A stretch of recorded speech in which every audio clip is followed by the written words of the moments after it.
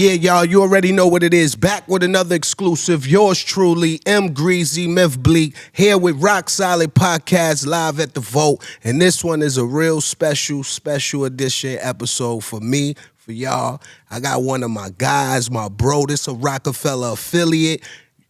My first record I ever recorded without Jay being in the studio with me. He gave me that opportunity with thugged out shit. We gonna get into all that. It's my guy. Let's welcome Clue to the motherfucking building. Yes, sir. What's up, my brother? guy? You been good? Hell yeah, man. Same grind, different time. What's up, man? Been chilling, man. Working, man. You know, getting to it. Word up, long time. Yo, before we get into the history, I always wanted to say to you, yo, I thank you, number one, because Thugged Out Shit was the first record without the tutelage. Like, I felt like It's All Right, Coming to Age. You know, niggas still had the training wheels on. You know what I'm saying? No, when I sure. went to the studio with you and Duro, it was just us. Right. You know what I'm saying? And I appreciate that opportunity. Then we turned around, y'all highway robbed me for mine, right? How?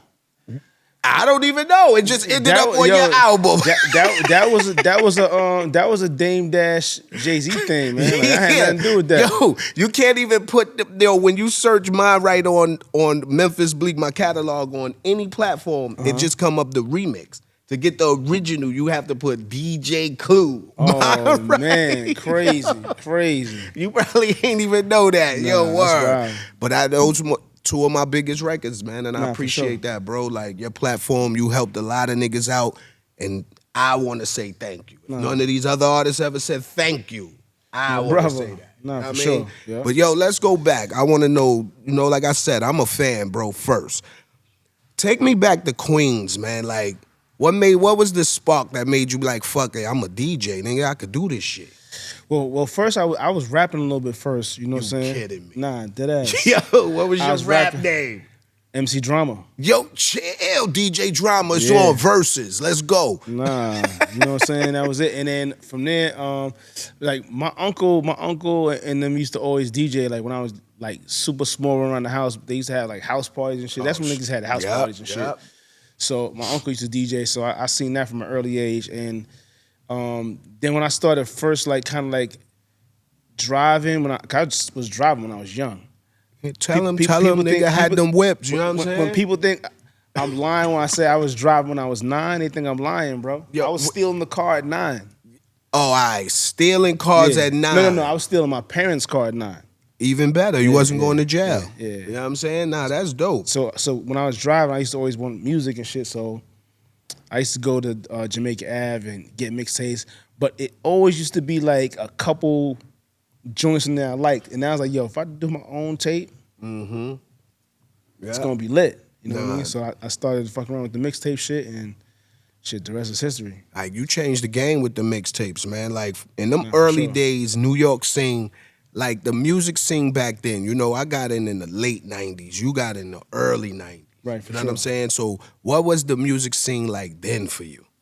I mean, listen, that's when, like, and no pun intended, that's when I feel like the music was coming of age, you know what I'm saying? So it was like hip-hop started getting played on the radio, you know, all the time. Because it wasn't like that before, like, you know what I'm saying? Like, so when hip-hop was getting, you know, more popular and more lit, you know what I'm saying? It was fire. That's a fact. Do you remember, was it a first tape or moment, party or anything when you was like, oh shit, like, my name, they know me now in the city?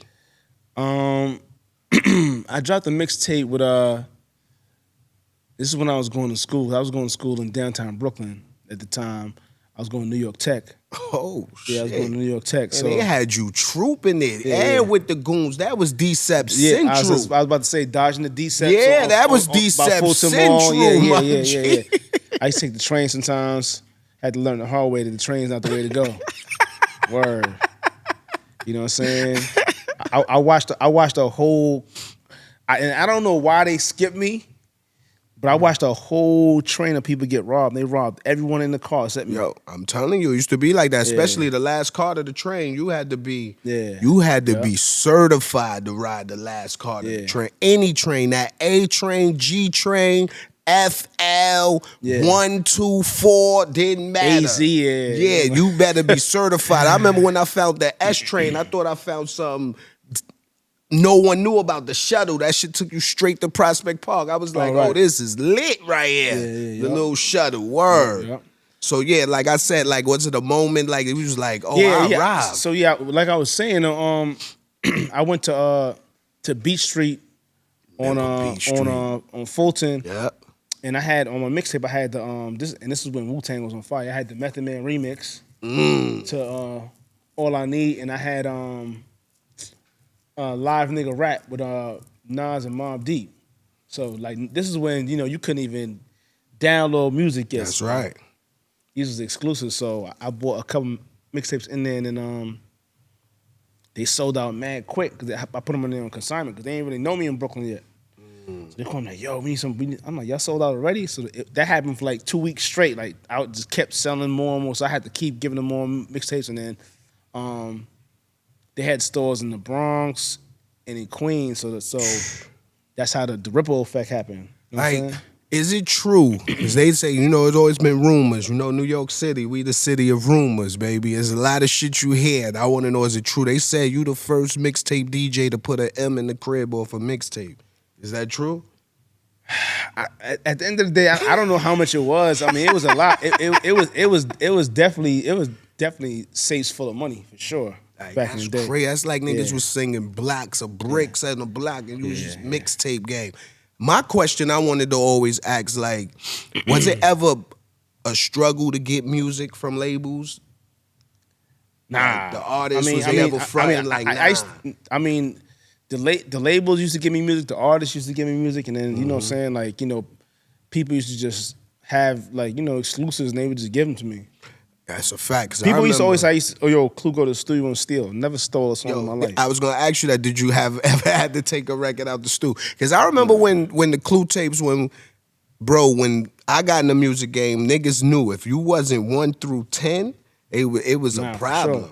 Like that meant if you was number 1, first of all, I think Jada Kiss and the Locks, they had to pay for that slot. Every Clue tape, them niggas is number 1 or number 2. Like, even though they was murdering. Yeah, I mean, I was mad that It's Alright had to really start it on the B side of the tape because the tape was really already done, and it was the only place I could actually put it on the tape. So what happened was Irv Gotti calls me, and I'm telling him, he's like, "Yo, when you doing your tape?" I'm like, "Yo, I'm really done. Like, what you got?" He's like, "Yo, I got this J record I need to put on there."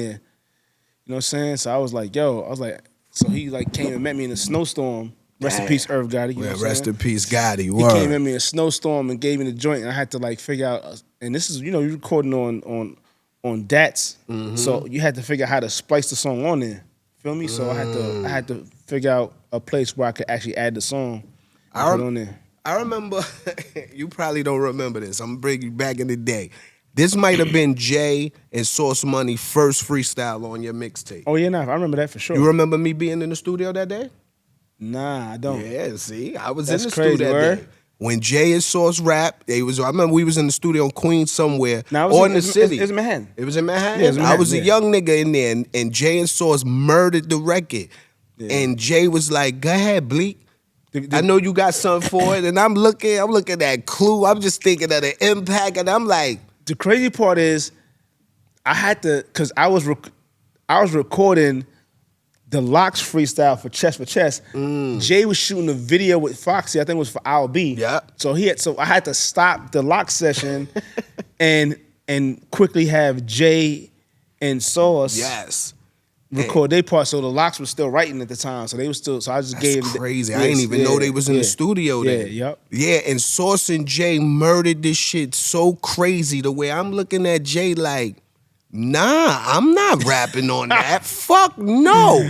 And then I remember when the tape dropped and niggas in the hood was blasting that record, and I'm sitting there like, I had the opportunity to be on. Yo, bro, that day fueled me to be like, yo, I'm never missing an opportunity like that again. Nah, I was for a little sure. nervous because that's the presence you held in the street in New York, bro. Like, your tape was like, these young boys probably, to them now today, that's probably what DJ Khaled, getting on the DJ Khaled album to them probably feel like if Khaled called me for a verse, yo, I'm that nigga. I made it. You know what I'm saying? Right. Bro, you was equivalent to, that's like Hove and Drake hit you and be like, yo, we just recorded a record, but we need you on the third verse. You like, nigga, of course, I got it. That's what a Clue tape was in New York. For sure, yeah. Like, so I was nervous, like, fuck no, I ain't ready. I gotta go back and study some more. So did you ever feel like it was a time when you just knew, man, I run this shit? I mean, the demand was so crazy, man. So it's, you know what I'm saying? Like when I was dropping, I felt like everybody would stop what they doing and just That's right. zone in, like, you know what I mean? Because especially if you drop it on like a Friday night, like when everyone's getting ready to go out and hop in their cars, like they wanted that Clue tape for sure. I feel like they don't give you the credit for the album rollouts now today. You changed the game with the way to make like you said, if you dropped on that Friday, you had a problem when that Clue tape dropped. Nah, for sure. So I feel like labels started catering to how you used to roll your tapes out. Yeah, because albums really used to drop on Tuesdays. Yeah. You know what I'm saying? I made sure I dropped on Fridays. You know what I'm saying? We give everybody the weekend to wild out. Yeah. All them cookouts, pool parties, everything. The clubs is rocking. Yeah. Tuesday, you still got work, school. Nigga can't really dose that. Now, niggas don't, they could dose music whenever. But back then, it was a schedule for that radio. Nah, for sure. So you have to be in tune and shit, man. So, I mean, it's a blessing, man, to even be able to, still be in the game, doing what I do at the level I do it at, you know what I'm saying? So, still doing records, still doing radio. Right. You know what I'm saying? So just blessed. That's a blessing. Yo, niggas don't know. I was there when you signed your deal with Jay and Dave too. Y'all niggas did that shit in the middle of the street like a drug deal. Oh, yeah, nah, for niggas sure. pulled up in the middle of the street like a drug deal, talking in between the cars. And Jay, I remember Dave saying, man, you gonna roll with us or what? And Clue was like, nah, man, I'm family. I'm with y'all. Jay was like, I got this sign. Yeah, because that was the whole situation with because Sony and Steve Stout was trying to match the deal. So Dame and Jay and Biggs got pissed. They came into Steve's office. Yeah, this is before they was cool. They was and they was like, yo, nah, he's signing with us. Cause at the time I think they was giving me like 50,000 more to sign to Sony. But I was like, listen, I'm a man of my word. So I told Dame, I'm like, listen, I'm an honor. It ain't really about the money. Right. You know what I'm saying? So I'm an honor, I'm a man of my word. If y'all niggas is serious, because I felt like it was in limbo for a little minute. You know what I'm saying? I was like, if y'all serious, I'm with it. If not, I'm doing this other deal. So y'all let me know. So that was my neck. Did you feel like you had grew to a point where you had to become bigger than mixtapes? You wanted to take it to the mainstream? Nah, for sure. Cause like, it's like being an artist or being a creator, it's like you have a bucket list. So it's like, you know what I'm saying? It's like, yo, mixtape. So now, you want to be on the radio, then you want to do, you know what I'm saying? So it's like, you want to level up. You don't want to stay the same. So it's like, you know what I mean? That's a fact. So like then you crossed over, like you dropped the albums, my G. Like I said, that first album, The Professional, I got the plaque in my crib till to this day. That's one of my first plaques. That, Reasonable Doubt, Coming to Age, them 3 plaques in the crib and never going nowhere, because those the ones that did it for me. So like, but then after that, bro, you went to radio, and then like I feel like your era, that time when you was on Hot 97, that was the best time and music era of New York City that we had. I mean, the Monday Night Mixtape was legendary. Like, that's what I'm saying. People come out to freestyle. Like it was really like a mixtape show, but on the radio. So like every Monday night from 10 to 12, everybody, the whole city was tuned in. See who was gonna freestyle, see what exclusive records I had. You know what I'm saying? So it was a time, man, for sure. That's right. And like, yo, I was just telling, because my dog, when I told him I'm interviewing you, he was like, yo, you gonna bring up the backstage shit? And I'm like, what you mean? He's like, the shit with him and Beans. And I'm like, yo, you know what's crazy? You see how perception is in the world, bro, that people think Beans ran down on you. Niggas don't even know that was a whole accident. Like, The crazy part is, it was like, you know what I'm saying? First of all, we was all drinking. We was all drunk crazy. And we was backstage slapboxing slapboxing bullshit. Right, yeah. We was playing. And that's how that shit happened. I told my man, he like, yo, Bleek, you lying. No, all these years I thought niggas ran down on Clue. No, I'm like, you know what the crazy part is? The crazy part is someone said that Bleek said, damn, someone said that Bleek said I pulled a weapon out on Beans or something like that. Or, No. That's what someone said. I was like, That, what? I I'm said like, you pulled the weapon. What, yeah, you don't carry bro, no weapon, my nigga. I mean, I do carry weapons now, but legally. Ooh, talk that smoke. Nah, Who want that smoke? Pull up. I'm with Clue now, y'all. I ain't on that. But but people were saying that. I'm like, yo, you pulled out a weapon on them? No, Yeah. it wasn't no weapon. I think what it was, you had the blackjack shit. Yeah, or I had the something. blackjack, And but Beans, you was like, yo, nigga front on me in the club, I'm gonna hit him in his head. Beans was like, man, that shit don't work. And you like, what? Remember, Beans was like, watch, this how the show. I'm gonna show you how, nigga. And remember, we was playing. So not like you pulled out a weapon on Beans and he went at. It was a whole, remember, that tour was the illest tour of life for me, bro. Like, that's crazy. Like, we had battles. Think we was kidnapping Rough Rider niggas. They was kidnapping us. That's when rest in peace DMX. DMX would come in the venue, like before sound, like during sound check, and he would come in with the pit bulls. Crazy. And he would release the pit bulls off their leashes, and everybody would run in their room like, yo, this nigga's bugging. Niggas like, yo, we got to get them niggas back. We gonna kidnap one of them niggas. We had paintball competition. Like, that was ill. Yeah, it's crazy. And like I said, it was a lot of misconceptions on that tape, because niggas thought Dane was barking on Lenny. When remember he was on the bus going crazy. A lot of shit on that tape, boy. But what was that like for you? Like, have you been on tour before Backstage? Nah, that was my first time. It was crazy. Shit. So that was all out for. That was my first tour, my last tour. I mean, like, the only other tour I went on, I did Mariah Carey tour. I only wanted to do the major cities, certain cities. You know what I'm saying? So the other ones that's when I had put. That's how Sus One actually got with Mariah, because I put him on the tour because I had radio and I had other stuff I was doing. So I put him on the tour. When I wasn't there, he would be DJing in my place. You know what I'm saying? So shout out Sus One. That's the fam. Like, let's talk about my guy Fab too, man. Because for sure. You don't. I feel like people look at you as a DJ, mixtape DJ, but they forget to give you your credit for producing, because you put out a lot of smoke in this. For sure. You got a lot of records out there that you produce, for sure. And then, come on, man, you got one of the most lyrical artists out of New York City in the last 30, 40 years, bro. Like, Fab is a problem. You know what I'm saying? Yeah. And he's saying for y'all both to still be at the top of your class right now is a test of time and respect. Like, you got to show you, like, you know what I mean? So what was that like for you, looking at Fab back then as a young nigga from Brooklyn? Did you see all of this happening? Well, I knew he had what it took, because I mean, obviously I seen how all these other niggas was getting signed off of being on my mixtapes. You know what I'm saying? Like, the first place they heard like Joel's and, you know, Jim. Like, Jim came in with records and he was like, yo, I'm trying to do my own thing. Like, you know what I'm saying? Like, whatever. And he had his records. He had Joel's records. You know what I'm saying? I seen them blow up.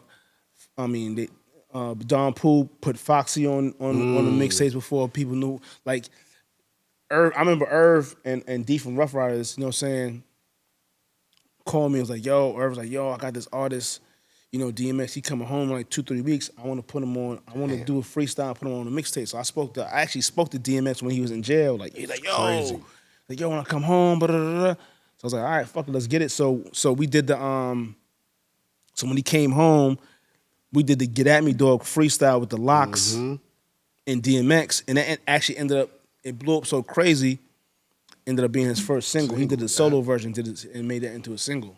That's crazy. I ain't even realize that started on a Clue tape. That's why I'm telling you, the fucking impact of your Clue tape was crazy, my G. Like, the Desert Storm movement, Duro, Skang Dollar. I got Nori, Cameron, they all like, you know what I'm saying? Like, yo, bro, y'all definitely had a wave, and I feel like y'all don't get enough credit as a movement in this game. Like, they try to, you know, people skip chapters in the book. I always feel like people never look at the beginning of the book. They want to skip to the end. So in that process of going to the end to see if everybody is successful at the end of the story, they skip chapters and forget who was part of that success. Nah, for sure. You know what I'm saying? And Desert Storm, y'all niggas, man, you know, even though me and Fab never got a record, I still respect the nigga. But, and then let me tell niggas too, because you hit me the other day, you was like, yo, how you gonna tell niggas I don't fuck with you, Bleek? Let me tell you, right? Now listen, ain't that you don't fuck with me. You my brother. I love you. I grew up with y'all niggas, bro. It's never no like, yo, Clue don't fuck with me, like, fuck that nigga. He a bitch ass nigga. It's like, I just always felt I never got the support from you on radio. But then I heard something. I'm not going to snitch on you and tell who told me this, but then it made sense when I heard this. On why? Because I was talking to somebody from your crew. I'm not going to tell who because I don't want you to go back and hang a nigga off the balcony. And I'm like, yo, why Clue never showed me love like that? Nigga like, yo, Bleek, you probably don't know, but back in the day, man, Dang made a bet with Clue. And I'm like, what? What bet? He said that Dang bet you that because me and Fab albums dropped around the same time. Okay. And that he was saying that I was gonna outsell, like Fab gonna sell more than Bleek, Dang like Bleek gonna sell more than Fab, and y'all bet.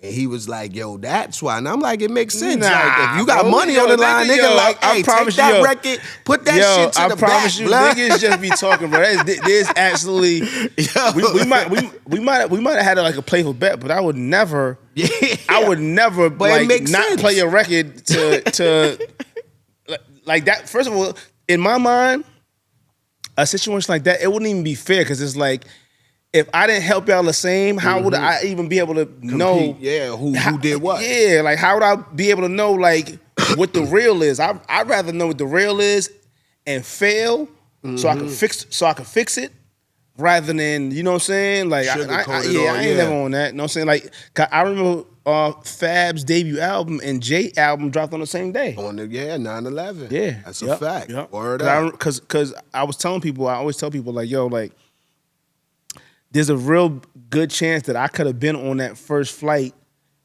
going to LA because we would shoot, cause anytime we would shoot a video on the West Coast, I would always fly out. And I would always fly. I had my radio show on Monday, so I had to be there for my radio show, and I would leave right after and hop on the first flight to LA to whatever video we shooting, because album dropped on Tuesday, and we always would shoot videos on Tuesdays. So the reason I stayed in New York and was home was because Fab's album was dropping. We were doing promo. That's crazy. Yeah, bro. Insane. The music business saving niggas' lives, man. That's I a tell fact. people all the time, man. Major. I always tell people how, like, even like during the East Coast West Coast beef when we used to have to go to LA. I seen the change. Kevin Lyles and Leo, they used to always make sure we had 24-hour armed security with us all day. Yeah, so in front of the hotel. Yeah. So we had drivers 24 hours a day. All day. I remember, that's why LA, I got a love and a hate for LA, because I remember when I first went to LA was like going overseas. We was like foreign objects to them. Where they was like, you from New York? I fucking love you. Then it became, you from New York? Hey, dawg, get over here, cut. It's like, who you with, blood? Like, oh shit. I remember like, in front of my hotel door, I had a security guard with a shotgun in front of my door. That's how you know that's why I gotta love and hate. Because at the end of the day, you gotta respect niggas that could hold a city down to put anybody under pressure that get off that plane. You gotta get security.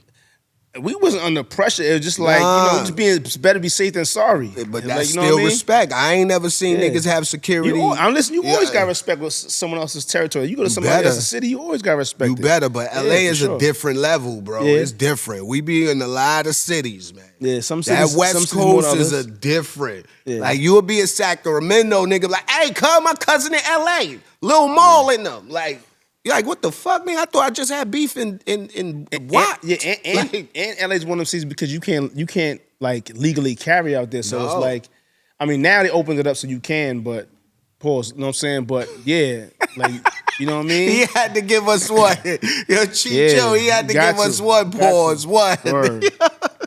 Yo, so in my eyes, you probably feel the same way though. The music industry changed dramatically. Like, how you feel about the direction, the digital access and everything, like how accessible music is today? I sent out a tweet maybe like a month or change ago, and it said, hip hop is really doomed.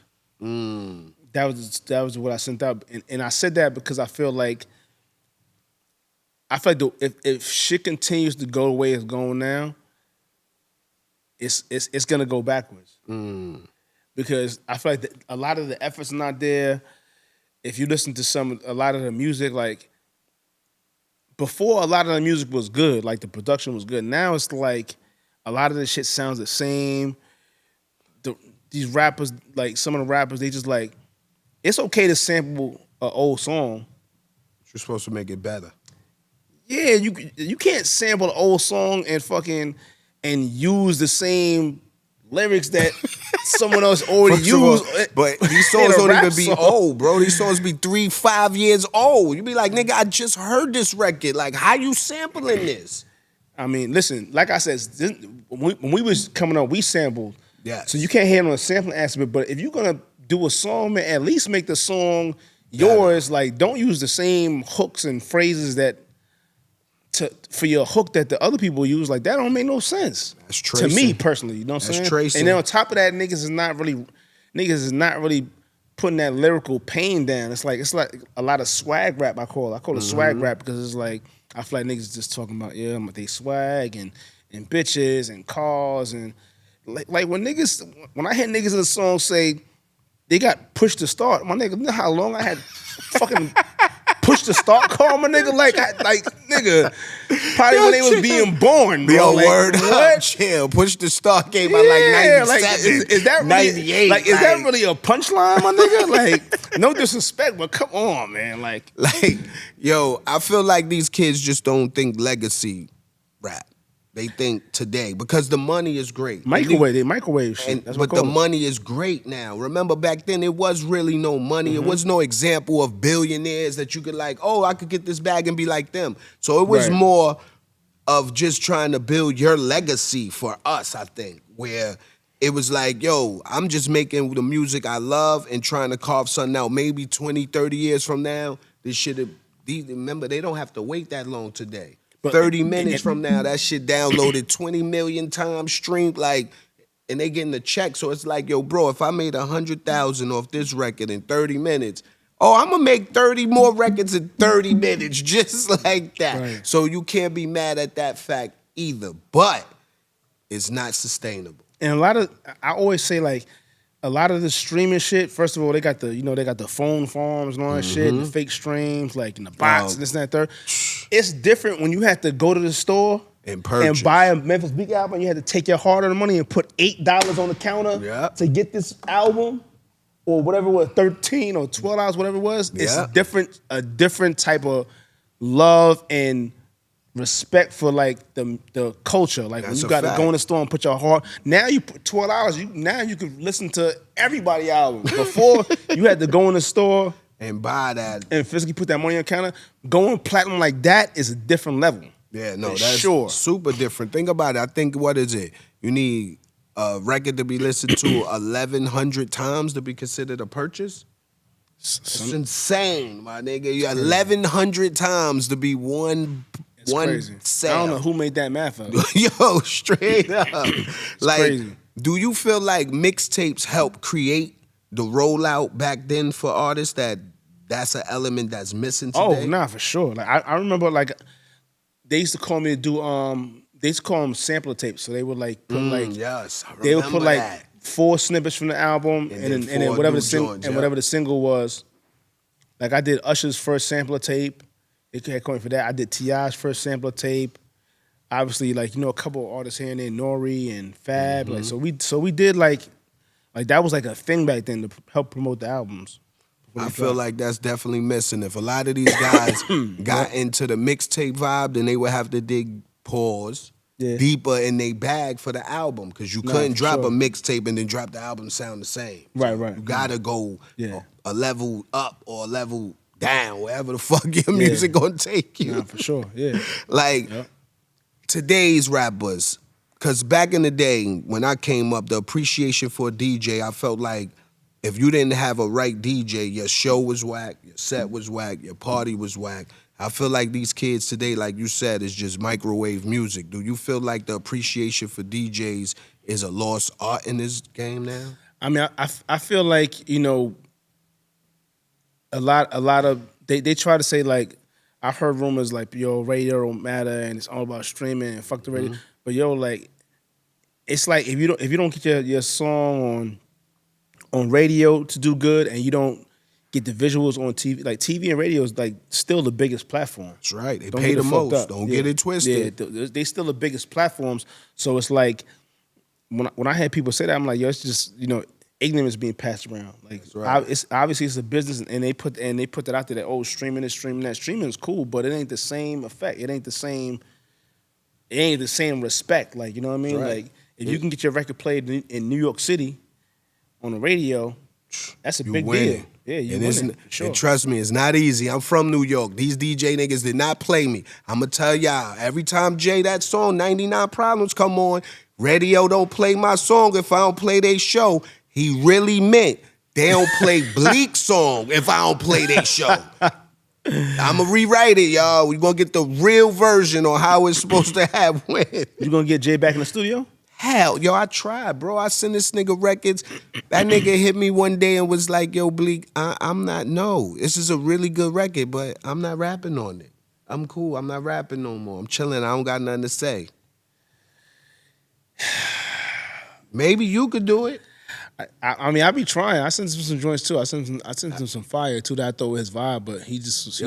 If I thought the clips was gonna get him out the crib, I tried to get him out the crib. I told him I said, you ain't gotta do an album, just do like verses. One verse, but it gotta be on one of my joints, one of my songs. Nobody else song, and we could put it on Clue tape though.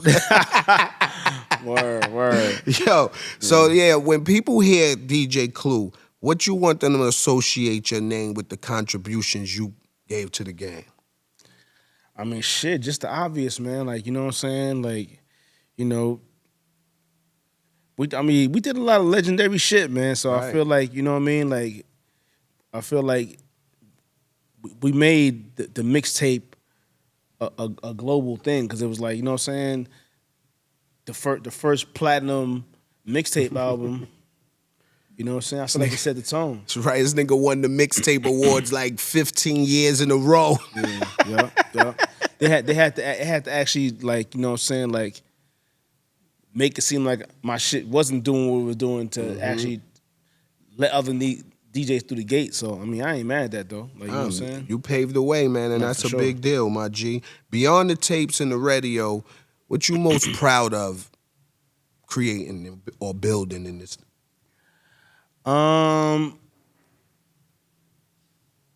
Well, for one, like, you know, like the production side of it, because I feel like the production side was like a level up. You know what I'm saying? Tell them, talk about it. What's some of the records? Tell them, man, because I know some. Oh, well, like the Mariah Carey joints, like Heartbreaker Remix. Talk about it. We Belong Together remix with the Locks.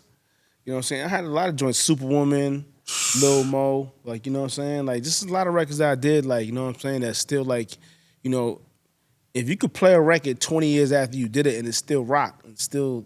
You did your job. Yeah, you did your thing, like, you that's know what I'm saying? Fact. So, like, you know, when I still hear records on the radio that, like they play So Into You with Fab and Tamia a lot. So, like, when I still hear them records on the radio, I'm like, damn. I'm like, nigga, that shit still come on. You know, I'm in Florida. That shit come on like it just dropped. Right. That, and you know, that's that type of beat drop. You know what I mean? That shit come on like it just dropped. Even like with Can't Let You Go with Fab. Like I had just pulled up to the studio because I needed a joint, and I'm like, and you know how you got to pull up on Just. I just pulled to the studio, and that's actually when I met E-Bass that day.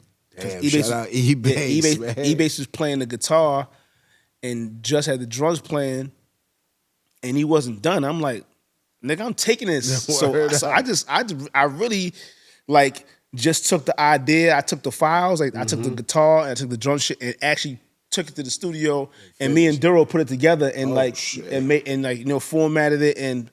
You know what I'm saying? And just didn't give me no credit, but just need my credit. Yo, shit. So, you know, actually formatted this shit and put it together to make it sound like a real song. And then I brought it back to Just. He added a little more, you know what I'm saying, stuff to it. And that's crazy. Yeah, man, it was one of them things. Like, even like, with, I was talking to my boy Freedom yesterday because we went to dinner yesterday and we was just talking about music and even Make Me Better. So, the story with that would Make Me Better. So we had met with Tata. Tata had you know the beat with Neo on the hook. Mm-hmm. I'm like, yeah, we need to get Fab on that. So boom, we get Fab on it. Shit's fire. So now I got to call Timbaland to buy the beat because first of all, Timbo back then was charging a 180, 250, 180, that's 250 a for a fact. beat. But I was like, nah, Tim, my man, he gonna look out. So he was like, so he charges something regular. He ain't charge us nothing crazy. But the beat, he told me the beat was sold. So he sold the beat to Eve. So me and Eve was mad cool because we was on tour together, and back then we was just starting. So remember Roc-A-Fella or with Def Jam, you couldn't even fly first class until you went platinum. That's right. Couldn't get that nice hotel either until you was platinum. So me and Eve, we was on tour. We was flying coach together, like me and her going back to the East Coast, whatever. So we was man cool. So I called her and I'm like, yo, I need to holler at you when you gonna be in town. So I took her to dinner. We was talking, chopping it up. I'm like, yo, I got this song. You got the beat. I need the beat. And she was like, what song is this? I told her the Timbaland beat. She was like, damn. She's like, word? I'm like, yeah. She's like, yo, play it for me. So I played it for her. And she was like, yo, this shit's fire. You can have it. All right, bet. That's crazy. Yeah. That's dope. Shout out Eve. She is one of the peoples, man. Eve, a real one. So, what the next chapter for Clue look like, man? What's next after all said and done, my guy? Moving to Italy? Nah, I just came back from doing. I did a party in France, man. It was good to go back there. I went to France, did a party for Supreme. You know what I'm saying? See, we need that plug. Plug us. I got you. They gave me carte blanche. Went shopping out there at the store. Bet they did. Laced me, you know what I'm saying? You got to see the line at the Supreme store in Miami. I still can't get in the store. Shit crazy. That line be down the block. That's why I'm like, I need the plug, man. Oh yeah, nah, I got you. I could tap in. That's easy pause. Word. Yo, chill. Yeah, nah. So shit, man. You just trying to, you know what I'm saying? I got the podcast as well with my boy Esso and Heineken, Bag Fuel. Got that, of course. You know what I'm saying? Me and Rose got to moving with the Bel Air. That's right. You know what I'm saying? We got. Oh shit, you involved with the Bel Air too? I ain't know that. Yeah, bro. Silent snipers out here, yo. I introduced Ross to the situation, man. So you know what I'm saying? Silent snipers out here. Watch it. They on the roof. so now we got Bel Air, we got Vion, which is the cognac. You know what I'm saying? We got Deacon, which is the whiskey, and we got the McQueen, Violet, Fog, which is the gin. So we moving, man. Fucking around. You in the spirits game for real. Yeah, we moving, man. Hey, that my nigga Clue Minati ain't fucking around, man. Well, I appreciate you pulling up, my guy, man. For sure. Word up, man. This means a lot to me. Me and Memphis Bleek don't have no beef, hell man. no, man. I don't know never why did. niggas say that. But I got one question before we go, cause J30, baby. What you want to say to J30, man? It's 30 years of this shit. First of all, Jay is, people don't know, he really is a funny ass nigga. Yeah, He's funny, bro. He Project funny. Baby, I try to tell him. He the only nigga who will say no, mean no, and start laughing and look at you in your face while you soak it and laugh. And tell you, damn, you mad? Nigga. I said no. He's a funny nigga. He like, nah, he'll say no, and you think he's joking, be dead ass serious. He's like, nah, He'll give you the nah, Yeah, man, 30 years. Nah, congratulations, Hov, man. You know what I'm saying? 30 years. Just to know I be telling from where we started from to where the whole team has got to is crazy. Insane. I remember Irv bought Jay to my mom's crib in Queens.